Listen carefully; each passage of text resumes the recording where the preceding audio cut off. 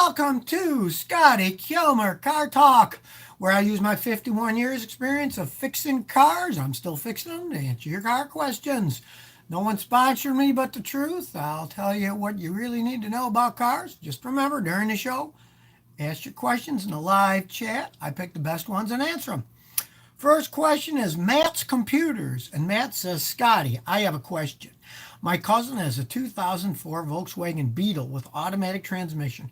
Transmission is locked up in third gear. Do you know what could be the problem? Well, the problem is it's a Volkswagen Beetle with an automatic transmission. That was one of the worst transmissions they ever made. They're just horrible, absolutely horrible things. They're totally over-engineered. I've had customers over the years with those that they needed the transmissions replaced. I told them how much it's going to be. Most of them said, I'll get rid of the car. But one customer, they wanted it fixed. I sent them to a transmission expert that I knew, and he fixed it, and it cost them like $5,800, and this was 10 years ago. They're just horribly made automatic transmissions. Now, what the heck? You have it, you might as well take a chance. Try to find a guy like me in your neighborhood that'll have a scan tool that can hook it up and check it out. And you want to pray maybe something like a solenoid broke and stuck on in third gear. I doubt it, but at least try, because if you got to have that thing rebuilt, it's more value than a stupid car. So I would just get rid of the thing. Flim Flam says, if we evolved from apes, why are apes still apes? Well, you need a little science for that. We did not evolve from apes. Apes and us have a common ancestor way back when, millions and millions of years ago. Just like, you got to believe in science on this stuff. Our DNA is something like 50% the same as a flower, as a dandelion flower. Now, what are the odds, And flowers are still flowers and we're still people. And the fact that our DNA is like 99% the same as a chimpanzee kind of tells you that we're pretty closely related to them, You have to be logical with these things. So what people believe or they don't believe, you got to look at the science of DNA, and that makes total sense. Back to cars. Next question. Autistic Loser. Boy, there's a politically on-crest name. Hey, Scotty, I recently bought a 2001 Pontiac Aztek with 177,000 miles for $700. I'd like to know if it's a great buy. Do you know any common problems? Well, if it runs good, that actually is a great buy, because, that was mainly, most of the stuff in that, it's a Toyota. And for that money, if it still drives and shifts good, you got a really good deal. I've seen those things go 400,000 miles with the original engines and original transmissions. Yeah, you probably got a good deal. It doesn't matter that it's called Pontiac. Most of the parts on it are all Toyota. So it's not like you can't get parts for the thing when it does break down. But they don't break down all that often. They're pretty well made. Toyota Matrix is a great car. They broke away from GM because they didn't want to give the image of their great Toyota cars being sold by General Motors, a company that's now notorious for having poorly built cars. So they just stopped selling them to us. What came down to that deal. Next question.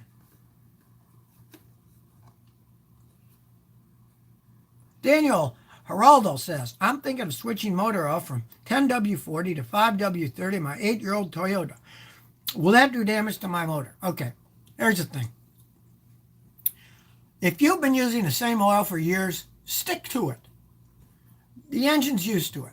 You start changing it over the years. I've had many customers, and contrary to what engineers say, it can do damage. A lot of customers could say, oh, I like the new synthetic oil, and they switch from a conventional oil to a synthetic oil. Then they find out they're either leaking oil or they start burning oil, and they weren't in the first place. If you have no problem, stick to what you are using. And it's always best to use whatever's suggested on the engine, because the engineers designed it for a reason. They're not just randomly saying, okay, let's use this weight of oil because we like it. There's engineering reasons behind that stuff. And they know a bit more than you do about oil. So it's best to stick to what's in it. Next question. German Castellan says, my great honor to ask you a question, Scotty. A '09 Corolla has 200,000 miles. It hesitates, but only during the day. Could it be a bad math? Has a new fuel pump, but still does it. Thanks. That's a weird one. You mean it only hesitates in the day, but it doesn't at night? That's odd as can be. If that is the truth, and it only hesitates in the day but not at night, the only difference is you turn on the headlights. And if you turn on the headlights and it stops doing it, you've got some kind of really funky electrical problem with the car. Have the alternator load tested, the battery load tested. I'd definitely do that if that was the case. But if you mean only first time you start it up in the morning, yeah, clean the MAF sensor. And if that doesn't fix it, replace it. They don't cost all that much on those cars nowadays, and they do get dirty and they do wear out over time. Next question.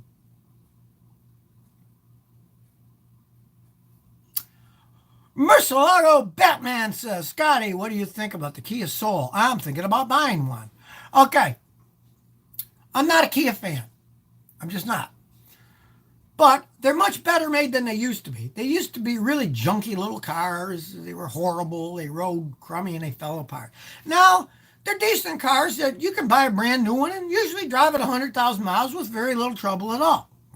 As for the Soul itself, I think they're the weirdest looking things on the planet. I wouldn't be seen a dad driving one.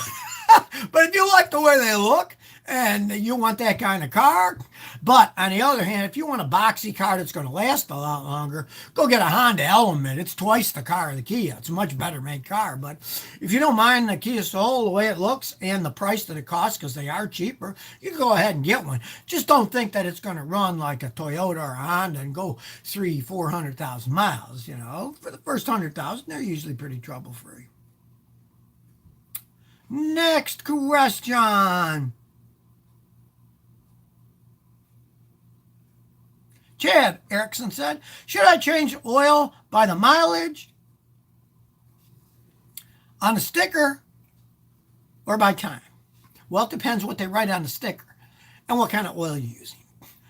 I personally change all my oil in my cars every 3,000 to 5,000 miles because I don't drive much. So you either change it a lot, like I do. I use regular oil every 3,000 to 5,000 miles or once a year. And normally I don't put the 5,000 miles, so I just change the oil once a year. And that's that. Now, if you're going to use a fully synthetic oil, they get some kinds of lies like that Mobil 1 change it every 20,000 miles, bunch of nonsense. But you could push it to 8,000 to 10,000 miles with full synthetic oil. But since you're going to pay twice as much for the oil, my idea is, hey, use regular oil and change it more frequently. Dirt gets in any of the oils, and if you're going to change it, it's all new, and it's going to cost you the same price. The heck, use regular oil, change it twice as often. Next question. DK Dana says, my father bought a Peugeot 807 2.0 diesel manual transmission. Is it a good car? Okay, now they don't sell those in the United States. Peugeot put out of the United States decades ago. But recently I came back from England. A lot of people swore by those. A lot of taxi cab drivers are driving those things around.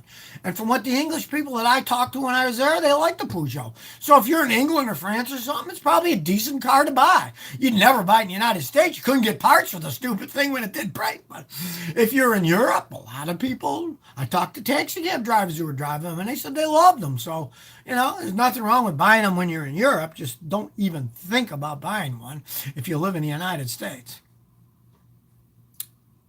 Next question. Brian Howard said, can you please tell me how to get dried soap scum off my car? Soap and water isn't working, and Windex and Windows doesn't work either. Okay. Any really good car wash that you can buy, I like the McGuire's car wash that comes in a big liquid container, and you put, they say you use a capful. I put like 10 times that much in the water. Then use really hot water from your house. Run the bathtub till it's steaming, then put your bucket under there and mix the water and soap there, and then go outside. And the heat should get the soap scum off. It really should clean it off. I mean, there's no way that it shouldn't get it off. If it's so bad that you can't get it off, then my advice would be go to one of those steam cleaning places and have them steam clean it off, because the steam will take the soap scum off. There's no arguing that. Steam gets hot enough that it'll take the soap scum all off your paint. And they got those wands, the steam cleaner, they can clean it all off. Generally, the bucket of hot water and good cleaner like McGuire's will do it. We'll take it off. Next question. Akash Lail says, what gas do you use, Scotty? Well, I use the nearest one I can find. 2 blocks from my house, there's a station. It's now Exxon gas. But before that, it was Chevron gas. And before that, it was Shell gas. Somebody keeps buying a station and then they change what kind of gas they put in it. Regular cars, Toyotas that I drive, they'll run on anything. Doesn't really matter. Now, I do have to say, though, I've got a Triumph Thruxton motorcycle. And when I fill that up, I go down the street to the Shell, and I put in the high-test Shell gas, that Shell Super V, and it seems to run a little bit better with it because it's a high-compression engine and it's an air-cooled motorcycle. But for most cars, yeah, you can run them on just about anything in the United States that anybody makes because it's all well-made gasoline. There's laws for it. It has to meet certain anti-pollution specs. There's all kinds of things. They all have a certain amount of additives in them too, so doesn't really matter, most cars.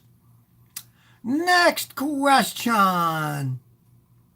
Richard Rodriguez says, my 93 Accord won't start. It has battery, starter, alternator, spark plugs, and distributor wire new. What can be the problem? Why won't it start? Well, there's a lot of reasons a car won't start. I have a perfect video that millions of people watch that's called Fixing a Car That Cranks But Doesn't Start Up. Watch that video. It follows them all out. But knowing those Accords, often they just lose spark because the pickup on the distributor goes bad. Most guys will just buy a brand new distributor and put it in. So the first thing you want to check, see if it's got spark. You get a little spark plug tester. It goes on the spark plug wires. It flashes every time. And if somebody else cranks it over, you look at it, it should go flash, flash, flash, flash. And if it isn't, you got no spark. And in that case, just buy a brand new distributor. That's the most common thing. But there's a lot of things that can do and go wrong. So you really want to watch my video, Fixing a Car That Cranks But Doesn't Start Up, so you can check every single one of them because you never know which one is going to go bad at any one time. Next question.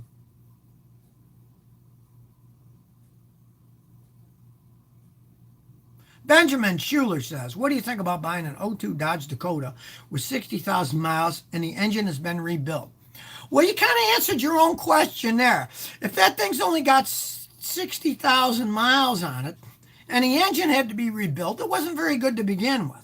Now, if you mean that the engine rebuild itself was done 60,000 miles ago, and it's a 2002 Dodge Dakota, I doubt if I'd buy it because the engines were okay in those, especially the V8s. They were decent engines. But the rest of the truck was pretty much junky. The electronics go bad, the air conditioning systems go bad, the suspension systems are weak, the ball joints break on them. So, I mean, really, I wouldn't buy one of those in the first place. But let's say it's really cheap and it runs good. If you can pick it up for, $1,000 or something, you want a truck, what the heck? Buy it and see how long it lasts. Modern stuff costs money. I was shocked the other day when somebody brought me over a brand new F-150 that they bought just to say, hey, look at my new truck, and found out that they spent over $40,000 for that pickup truck. I'm like, woo! So if you can get one for $1,000 and it runs, what the heck? See how long it lasts. Next question. Lemixons ask, where did you learn most of everything you know about cars? Well, from all over the place. I started when I was 14 at the corner Texaco gas station. My grandfather was a master mechanic, and I started working on the weekends when I was 14. And he wouldn't teach me anything. He hated teaching people things. He had no patience. But he let me watch. And you can learn a lot looking at stuff with your eyes, And then it just goes on. I fixed them, learned. In those days, cars weren't that complex, so you could pick up stuff real fast. As time went on, it got more complicated, but that's where you're watching me on the internet. Hey, you can get so much information on the internet. And today, with YouTube, people watch my YouTube repair videos. I watch other people's YouTube repair videos if I work on a car that I'm not that interested in researching. Like, I don't like Jaguars. They fall apart all the time. So somebody brings me one's got a weird problem. Hey, I'll watch YouTube, somebody else who works on them all the time. And they'll say, hey, look behind the radiator. There's a piece of wire that falls off on these. And then you learn how to fix them that way. And for pure information, oh, the internet has everything now. You can get raw data. You can get freeze frame graph analysis. You can get all kinds of stuff on the internet. So it's really great for working on cars now. Next question. Mario says, how did you land such a hot wife, Scotty? Well, hey, if you've ever seen a picture of me on James Dean's grave that was taken when I was going to graduate school at the University of Illinois, you'll know I was decent looking back then.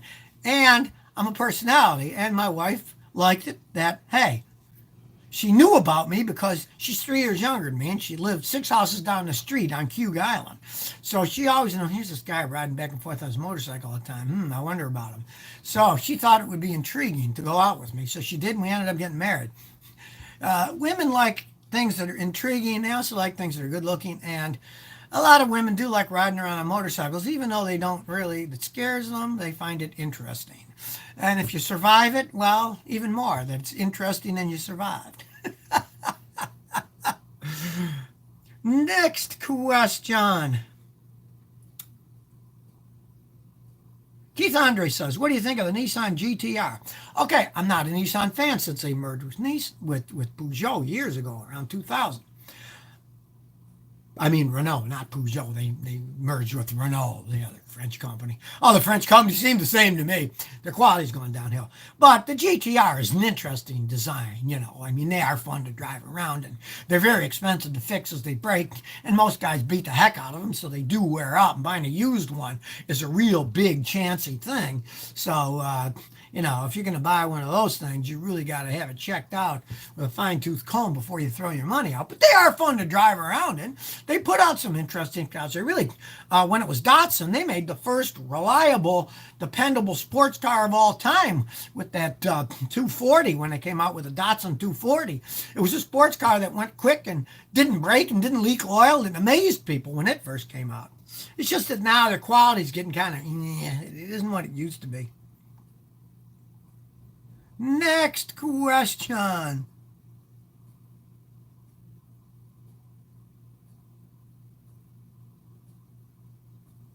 The Beast 22 says, Scotty, what do you think of the 1999 Chevy Camaro with the V6 3800? It has 200,000 miles, but it drives nice. Okay, it's a V6 and it's got 200,000 miles on it.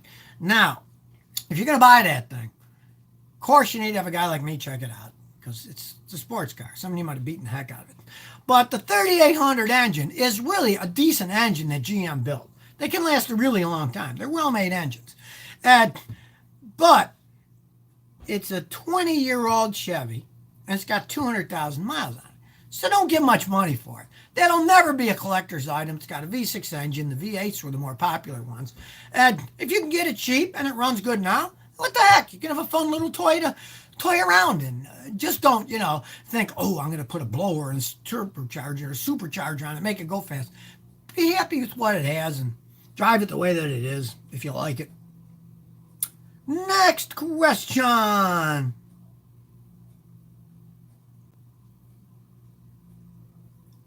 August Angel says, my in-laws 94 Saturn SL 1.9. The motor jumps when it's in gear. I changed all 4 mounts because they were bad, but it's jumping like the mounts are bad. Okay, it jumps when it's in gear. So, and you changed all the mounts. You make sure you got them all changed and it still jumps. That means there's only 2 things that can do that. One is the CV joints are worn, and when you put it in gear, they get loaded and then you clunk, clunk. And the other is the transmission itself is wearing out. And I know those Saturns, and I'd bet 99% that it's the automatic transmission starting to go out. Those had horrible automatic transmissions in the things.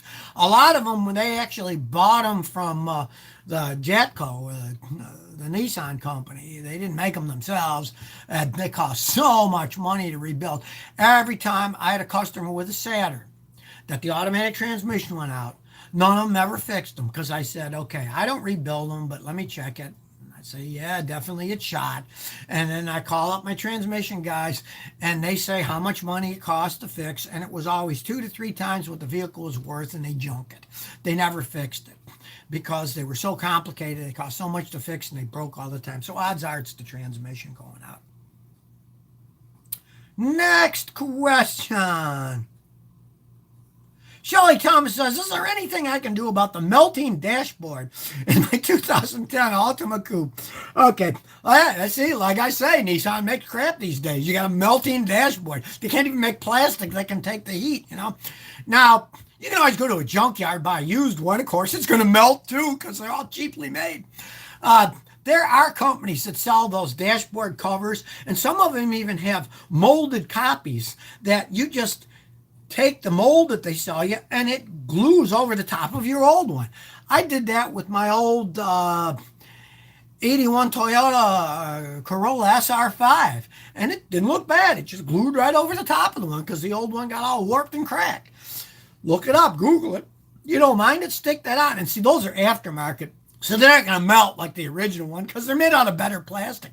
The one that I put on that Corolla, 12 years later, it still wasn't cracked. It was made out of better plastic. There's a lot of aftermarket stuff that people come up with better designs than the original ones.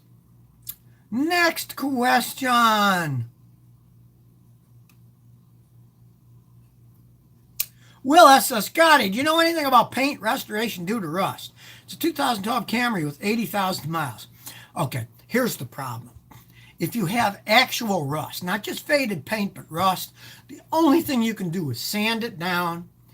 And if the rust is the whole way through, you got to cut out the rust part, weld in new metal, then sand it, bondo it, prime it, and paint it. You can't fix rust. You got to get rid of it. There's no ifs, ands, or buts. Now, if it's just surface rust, then you have the car sanded down, the clear coat sanded off, the paint sanded off, the bare metal sanded until it's shiny and the rust is gone, and then repaint the whole car. That's the only way you can do it correctly and have it look good. Now, if it's in a part you don't care, like on the bottom of the car, under the rocker arms, you can get sandpaper yourself, sand it all down, then prime it, and then paint it. It's not that big of a deal. But if it's stuff you see every day, you got to have a pro do it, or it's going to look like crap. When I was a kid, I tried painting cars and stuff, and I gave up. It wasn't my forte, and you need a paint booth. It's a real pain to do it right. Next question.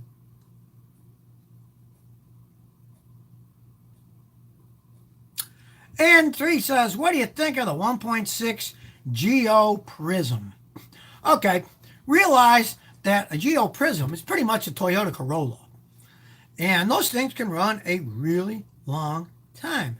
The Geo Metros, they were junk. They were that 3-cylinder engine. It was made, I don't know, in Bulgaria or some crazy place. Originally, they were kind of, I guess they were Suzuki engines. Then they ended up making them in Romania or some Bulgaria, someplace there.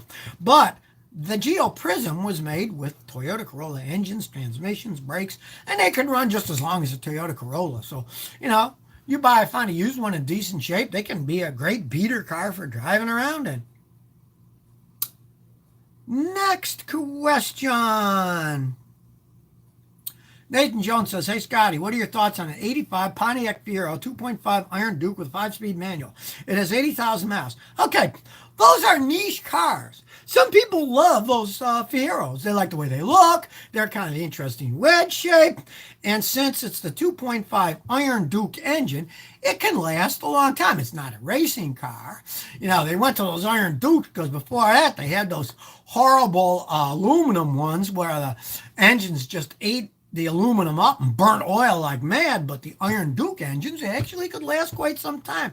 You know, they were never all that popular and they stopped making them because they didn't have much horsepower, but it's a manual transmission, so at least you can get the most power out of you can shifting it by hand. And if you like the look of the car, you know, just don't pay a lot of money if you're buying one because there'll never be a true collector's item that's worth a bunch of money. It was just an econo-box car when it was made to make look a little bit sporty. But if you like it and it runs good, why not buy it? It could be a fun toy. Next question. Rich Al says, Scotty, I got a 2011 Subaru Forester. There's a burning smell coming from the engine. Can't see any smoke. Belt seems to look good. Okay. 9 times out of 10, that's leaking valve cover gaskets.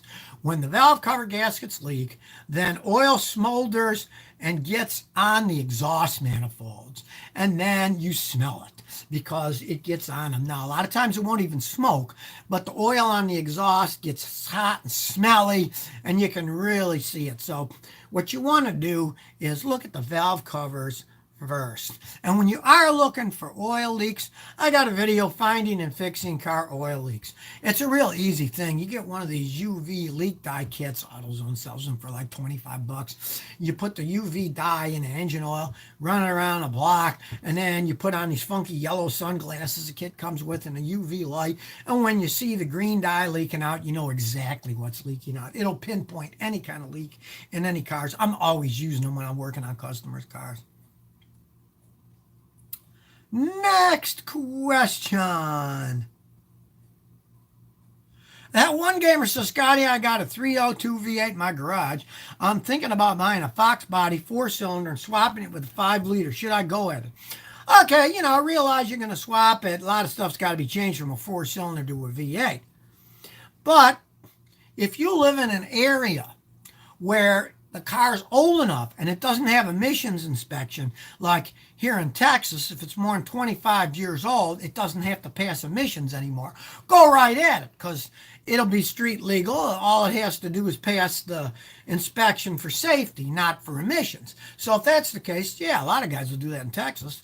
But if you live in a place like California where it's got to stick to emissions, it'd be too much hassle for you to make all the emissions for the V8 go for what the 4-cylinder has on it. I mean, it can be a real rat's nest. But like you say, if you don't have to do the emissions stuff, go right ahead. You can have some fun with it. Next question.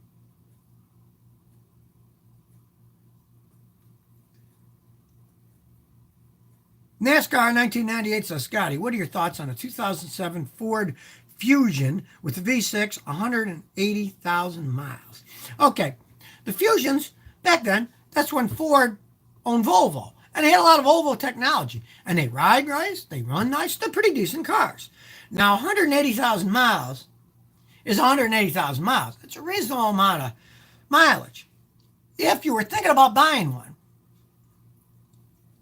have it checked out by a mechanic first, because there's so many things that can be hidden. And with these fancy little scan tools we have, this may be a little scan tool, it's about $1,000, but it does a whole bunch of stuff. And the mechanic says, hey, it's a decent car now. Buy it, but don't pay much, because the resale value of that Ford with that many miles being that old isn't much. You're not going to pay much for the vehicle. And if it runs good and you don't pay much, you never know. It can be a fun car. On the other hand, I would not buy that car if you think, I'm going to buy that car and I'm going to put 20,000 miles a year on it. That would be foolhardy, because then it's going to have problems and you're going to be throwing a lot of money after it. And it really wouldn't be worth throwing that kind of money into it. Next question. Steve Lee says, Scotty, I have a squeaky noise from the wheels. It stops when I brake. Wheel bearings or brake pads?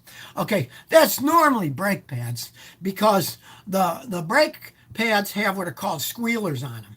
And they're little metal prongs that stick out just a little bit above when you're down to metal and metal on the pads. So when you're just driving, they drag and squeak. But as soon as you step on the brakes, they push so hard that the noise stops, because it pushes them out of the way a little. Just pull off the wheels, look at the brake pads, and if they're, thin as a dime, it's time to replace them. Now, occasionally wheel bearings can make noises, but generally wheel bearings won't squeak. When they wear, they roar, and the faster you go, the louder a roar. You're going 30, they go roar, and then you're going 50, they go roar, and they get louder. They don't generally squeak. Next question.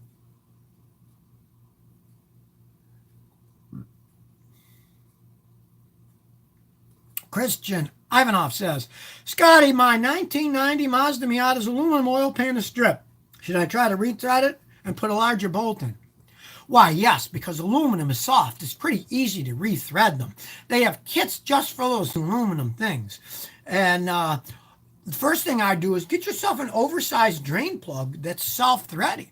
I fixed one, I don't know, about 3 months ago on one, and it worked great. I went to AutoZone and I said, hey, can you get me these oversized self-threading oil drain plugs for this Mazda? They said, sure. They had one in the back, and they got it to me, and I put it in, and I screwed it in, and then I screwed it out, and then any threads would come out, and then I screwed it back in again and filled it up, and away you went. See, aluminum pushes out to the side, unlike steel. And so a lot of times you won't even get any particles coming out. But even if you get a few particles, when you take it out, they'll all drain out when you put a quart of oil in it, come out of the bottom, and then you can put it back in again. I've done lots of them that way. Next question.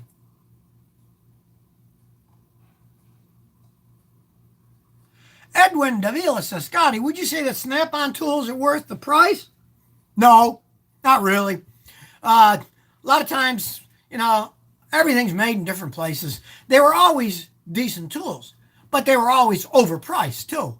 And with the internet now, you can get tools much better prices just about anywhere. And, it's just a deal that they travel to the mechanic shops. And so the mechanics see it as an easy way to get tools. They don't have to go anywhere. And if they do a lot of business with the guy, they give him credit. And of course, there's an interest on top of it, so they make money on top of that too. There's many other places you can get quality tools at a fraction of the price that Snap-on charges for them. Well, that's it for today. Remember, every day of the week, I upload at least 2 videos a day on the Scotty Kilmer channel, so subscribe. You'll never miss any. And I'm here every Saturday at 10 a.m. Central Standard Time, answering your live car questions on YouTube Live, and Thursdays at 1 o'clock in the afternoon. I'll catch you next time.